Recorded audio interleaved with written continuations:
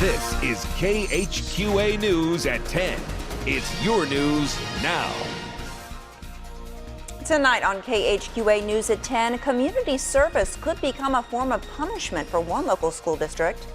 And we now have a better idea of what a woman could have looked like whose body ended up in the Mississippi River. But first, a look at both sides of Amendment 1 in the Show Me State. Good evening, and thanks for joining us for KHQA News at 10. I'm Ross Green. And I'm Rasha Maples. An amendment on Missouri's primary ballot that is stirring up mixed reactions. KHQA's Derek Frank shows you what Amendment 1 means for the state of Missouri. Shall the Missouri Constitution be amended to ensure that the right of Missouri citizens to engage in agricultural production and ranching practices shall not be infringed? That's a question facing Missouri voters in less than 2 weeks. If we were going to protect any aspect of our economy, it would certainly be agriculture. That's what Amendment number 1 is intended to do, make sure that we're competitive in international markets going forward. Missouri Attorney General Chris Koster supports Amendment 1. He believes it would protect farmers' right to farm. And what this amendment is going to do is make sure that arbitrary rules are never applied to the state's number 1 industry. Koster says this law would legally protect farmers from any interference with their business. The courts are there to protect corn growers, soybean growers, cattle ranchers from this type of economically challenging legislation. However, there's a growing concern this amendment will negatively affect smaller farming businesses. Lowell Shotzik is a board member for the Missouri Farmers Union. He opposes Amendment 1. The main thing we're questioning is the definition of a farmer or a rancher. He feels this law would only benefit corporate agricultural industries. What's wrong with giving, more rights to a farmer or a family farm? But that doesn't say that in the amendment because I don't know what it means. Both sides disagree on its impact. Missouri voters will have the final say. Derek Frank, KHQA News, Missouri. Missouri residents will vote on Amendment 1 August 5th.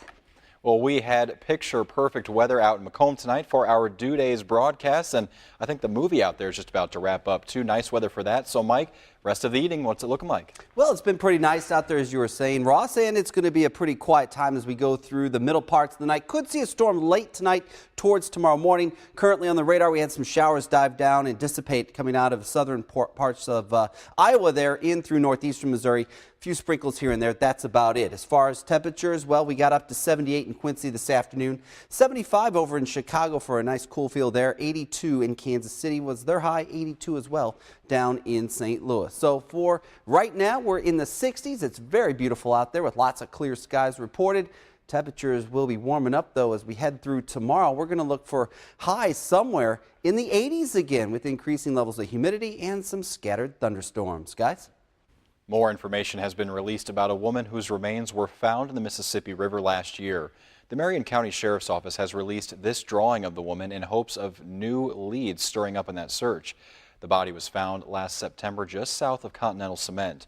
An early description of the body says the woman was around 39 years old, about 5 foot 3 inches tall, and weighed about 135 pounds with dark brown or black hair.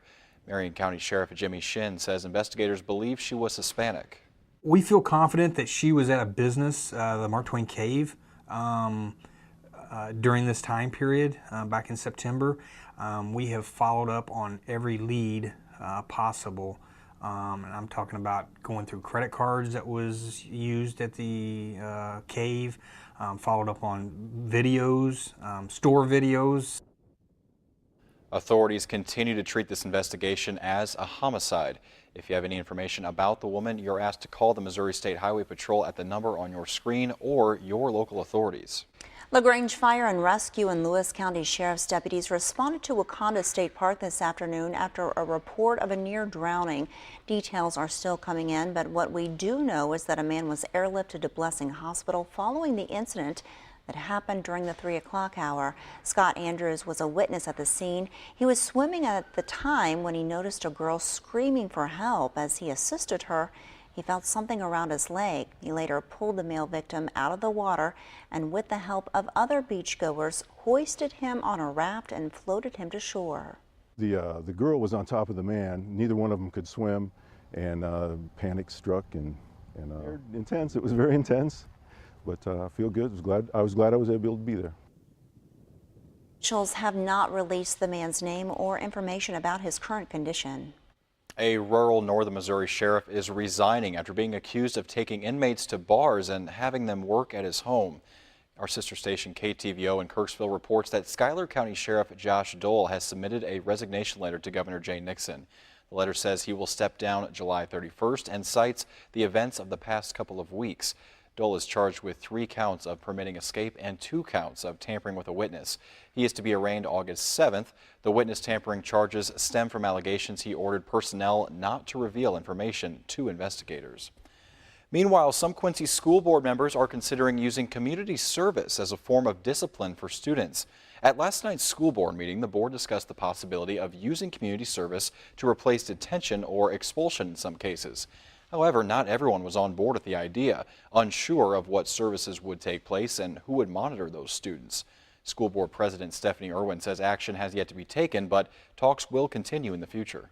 If we can't use it necessarily right now as discipline, it's something that we would like to see implemented for graduation. So we're constantly working on discipline, constantly thinking about, because it's something that we always want to have a handle on. The board also revised the school district's mission statement. The old mission statement was put in place 20 years ago. Irwin said it was time for a change. The other one is longer, to be more of just a snapshot of this is what we want to achieve, short and sweet, and it does involve educators and the students. So this is what we want to do, is to achieve the best they can be for staff and students. And here's a look at Quincy Public School District's new mission statement to, quote, educate students and teachers to achieve personal excellence.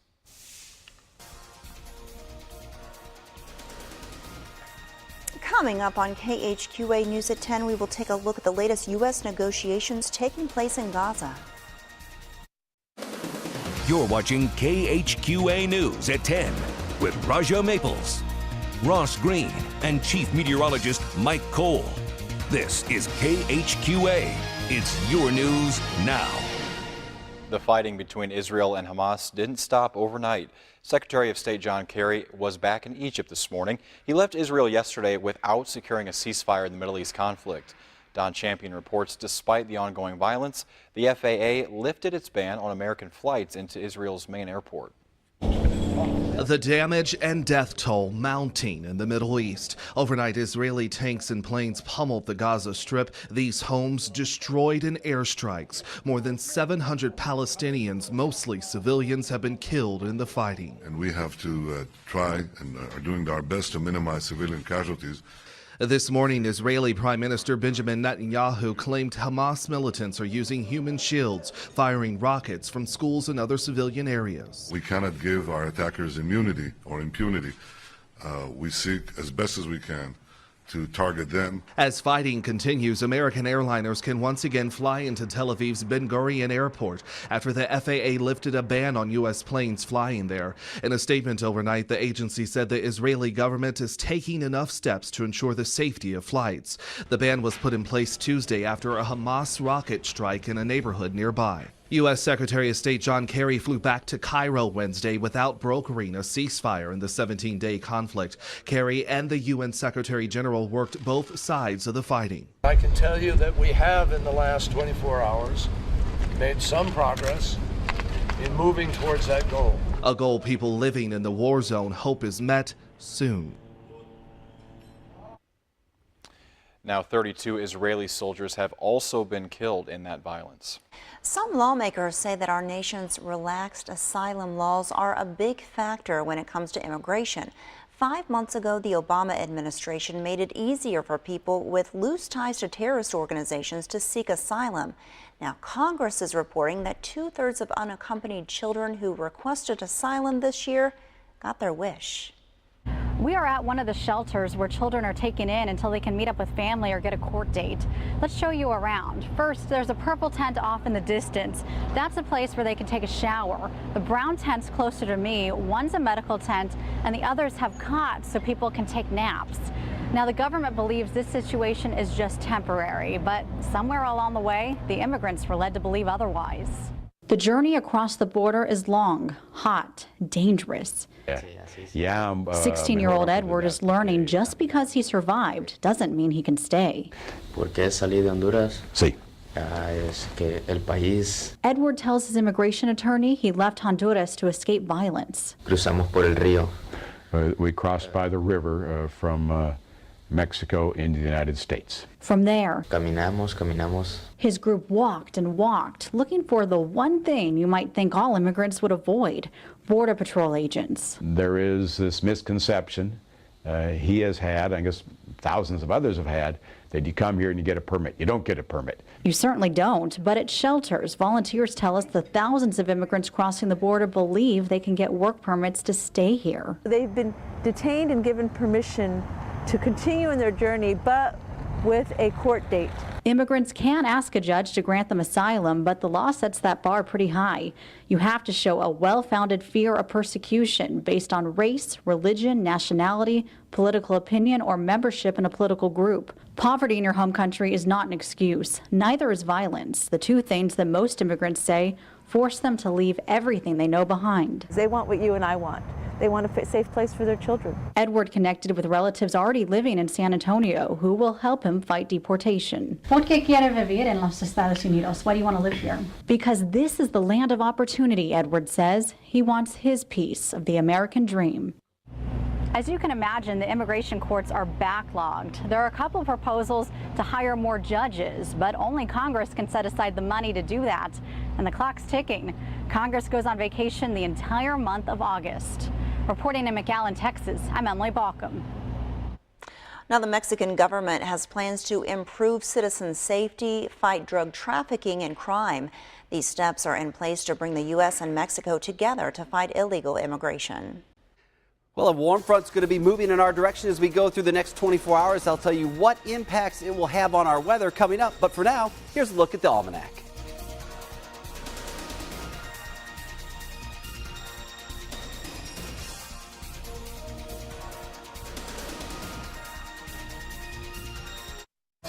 Now, your exclusive 7-storm team forecast. We're looking at sunset in Quincy, courtesy of the Sleep Tight weather cam. And Mike, you and I saw a beautiful sunset coming back from Macomb tonight from our Dew Days broadcast.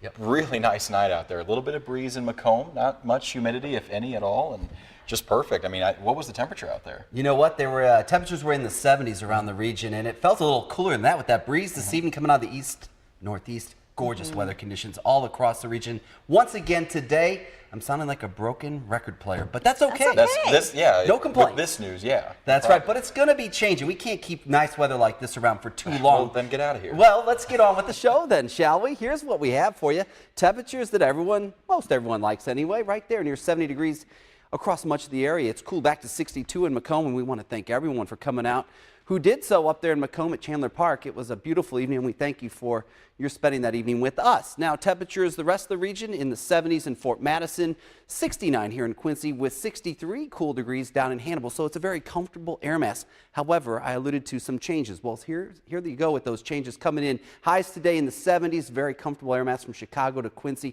little warmer down to the south and west. That's been thankful to an area of high pressure all the way out to our east here, helping to bring in some cool, dry air right across the Ohio River Valley into the tri-states.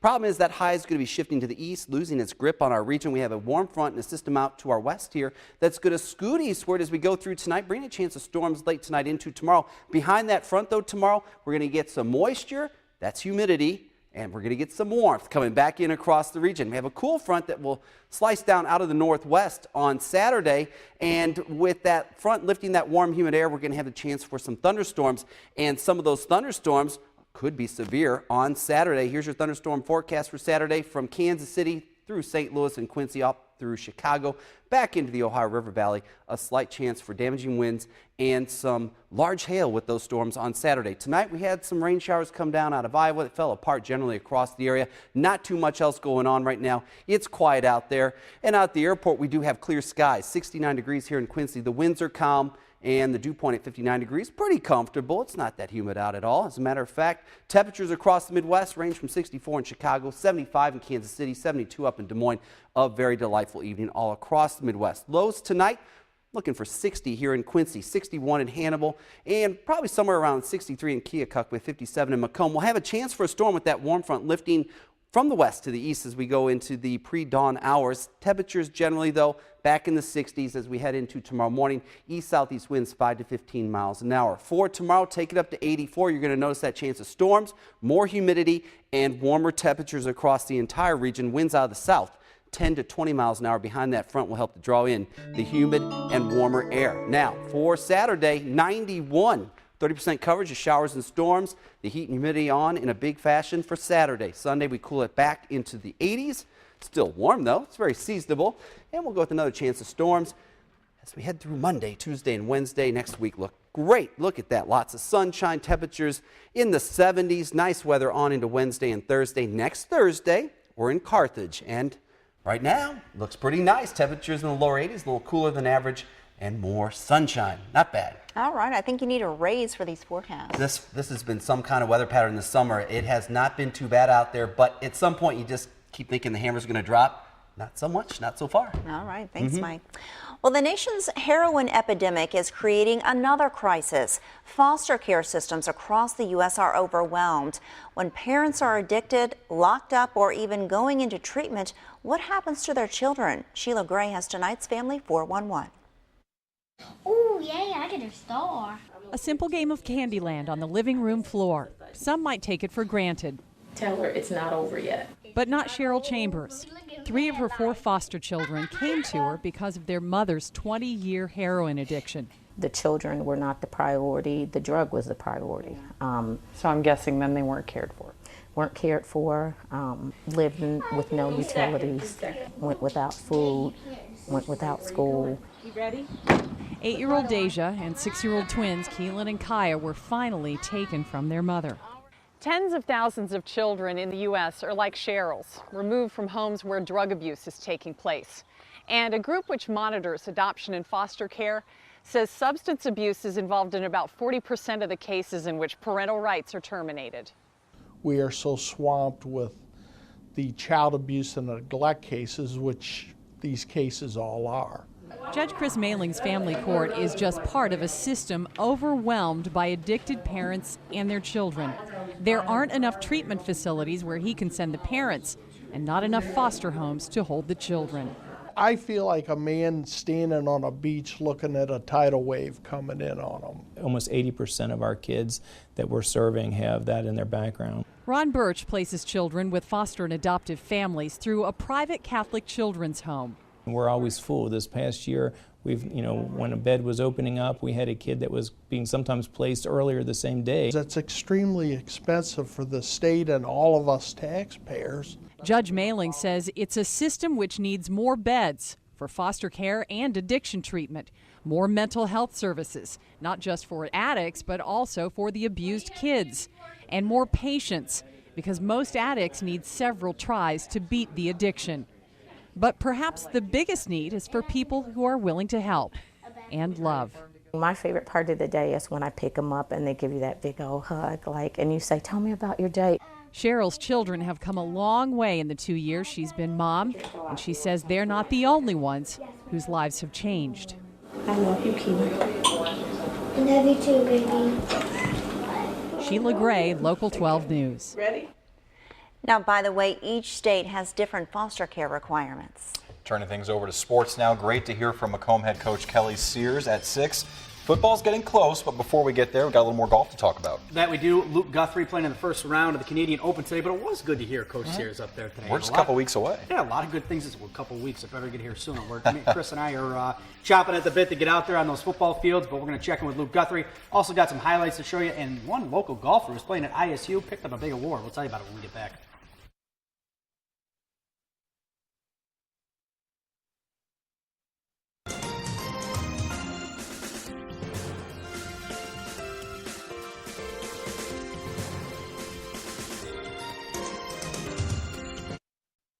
Now, from across the tri-states, this is KHQA Sports.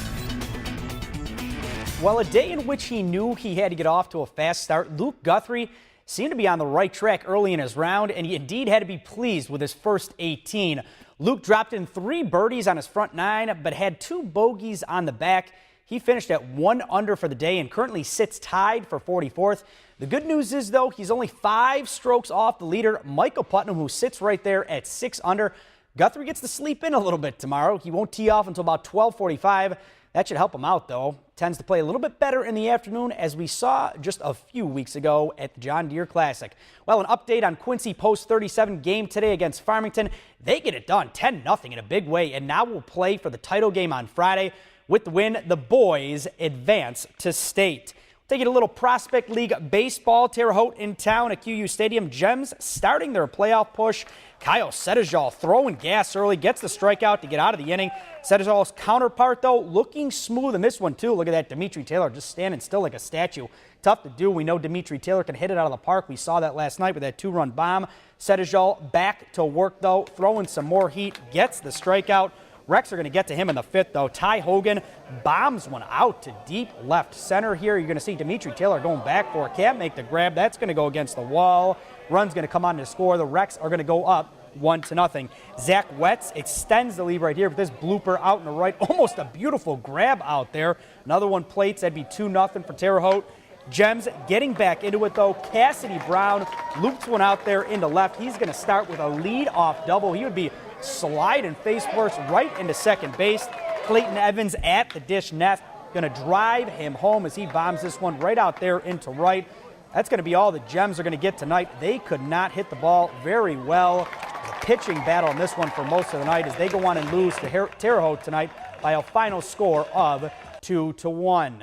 And we have a Hannibal Cavemen. The score just came in not too long ago. They get it done. They score some runs tonight finally. 5-3 over the Danville Dames. So good to see the crowd down there getting a little bit of action as they get the W tonight. Well, a name you may all remember, Parker Freiberg, a 2009 QHS graduate, where he was an all-stater for the Blue Devils on the golf course. The current Illinois State Redbird picked up a nice award this week. He was named an All-American Scholar by Cleveland and Strixon Golf. Freiberg completed this season with a 73.8 stroke average while racking in 4 top 10 finishes. He also recorded 5 sub-70 rounds during 33 total rounds of the season. So pretty, impressive stuff. We got Zach Burry going over there next year, too, on a full ride. I know he's going to be killing. He's been killing it this summer in a lot of tournaments he's been in. Those Burry kids, they can golf. They can all, even the little one, Lucas, he's showing out this year, too, in junior golf. So it's good to see that, and good to see him grab that award. Sure, and as a fellow Redbird, I got to brag a little bit. Good for Illinois State. I was just going to say, they've got some golf team, a lot of great golf teams here in Illinois. Think about it, too. The Illini, they're putting guys in PGA all the time, too. Like, case in point, Luke Guthrie. We'll see how Luke can do tomorrow, if he can build off a nice little 1-under today. So we'll see. As long as he keeps the ball in the fairway, he'll have a shot. All right, thanks, Will. And we will have a recap from Macomb's Dew Days in just a minute. Well, we would like to thank all of you again who joined us tonight in Chandler Park in Macomb for our 2014 Dew Days tour. Stop 3 of 6 was a blast. A great crowd out there, great weather, also great food. No surprise there. We'd love to thank our sponsors, Schottenkirk Kia of Quincy, Country Financial, McDonough District Hospital, and of course Mountain Dew. As you can see, everybody having fun. The quick course stopped by from Quincy. I had a walking taco, and it was great. Mike, I think you did too. Mm-hmm. Yeah. Very good. Really good. Really good stuff. Mike Cole samples a lot of the food trucks. I like that about him. He gets a taste of everything. Oh, yeah. It's a perk of Dew Days, I should say. But the real perk, honestly, is seeing all the people out there. It was a great time tonight. Actually met some new friends, too. We got to give a shout-out to our buddy Billy, who definitely a future meteorologist. He had the 10-day forecast mapped out. Yeah, that was for the whole country, by the way. Yeah, that was awesome to see. And he was predicting good weather for next Thursday in Carthage. He was, indeed. I double-checked his work. Yeah, so looking for. I think he's going to see us in Carthage, too. I think he told us he's making the trip. He did say be over there, and we saw Marshall, and we also saw Justice. Our number one fan, Justice, always good to see. So Billy, Marshall, Justice, thanks for coming out, guys. And thanks to everybody who came out. And, of course, we'll be in Carthage next week. Looking forward to it. We're looking forward to it. It's always fun to get out and meet everyone. It really is. And tonight the weather was perfect again. We're going to see a chance of a storm late tonight into tomorrow as a warm front approaches the region. Behind the warm front, you'll notice the increase in humidity and temperatures. 91, though, by Saturday. A chance of some of those storms possibly being severe with damaging winds and large hails. A cool front comes through. Temperatures behind that front fall back into the 70s by Monday and Tuesday. All right, and that's going to do it for us. Thank you so much for joining us. We're going to see you back here tomorrow night. It is Friday tomorrow. Thanks so much for joining us, and have a great night.